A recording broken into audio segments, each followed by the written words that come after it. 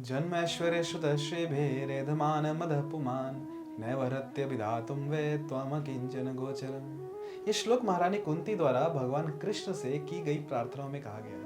ये श्लोक में भगवान को देखने समझने की पात्रता का वर्णन है। वह कहती हैं, जन्म, ऐश्वर्य, श्रुत और श्री। जन्म का अर्थ है उच्च कुल या उच्च जन्म। ऐश्वर्य का अर्थ है महान संपत्ति या धन वैभव।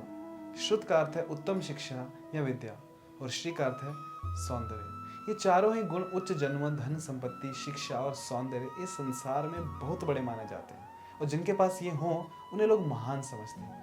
लेकिन यदि कोई व्यक्ति इन गुणों के कारण अहंकार या अभिमान से फूल जाता है तो यही गुण उसके लिए भगवान की कृपा पाने में बाधा बन जाते हैं। जन्मैश्वर्य श्रुतः श्रीभिरेधमान मदः पुमान् नैवहृत्य विधातुं वे। अर्थात ये गुण भौतिक दृष्टि से अच्छे तो हैं, परंतु भगवान की कृपा प्राप्त करने में रुकावट ना बने। हमें इन गुणों के कारण गर्व या अहंकार नहीं करना चाहिए, क्योंकि भगवान अकिंचन गोचर है। अर्थात वे उन्हीं के लिए सुलभ और प्रकट होते हैं जो उनके सब अभाव में भी नम्र हैं।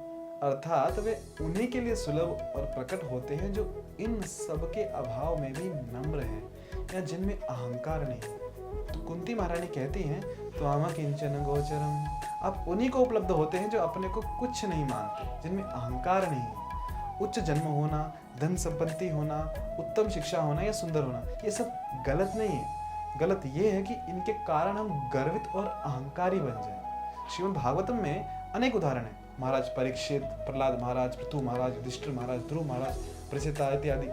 ये सब बड़े बड़े राजा थे, उनके पास जन्म, ऐश्वर्य, श्रुत और श्री सब कुछ था, फिर भी वे कभी गर्वित नहीं हुए। इसलिए वस्तुओं का होना गलत नहीं है, परंतु वस्तुओं में आसक्ति और गर्व करना ये गलत है। भक्त वही होते हैं जो अपने भौतिक गुणों के कारण भी विनम्र रहते हैं, अभिमान नहीं करते। जब हम अपने भौतिक गुणों और वस्तुओं के कारण अहंकार नहीं करते, जिन्हें वास्तव में भगवान कृपा से ही हमने पाया है, तभी हम ईमानदारी और भाव से भगवान श्री कृष्ण का आश्रय ले सकते हैं। हरे कृष्ण।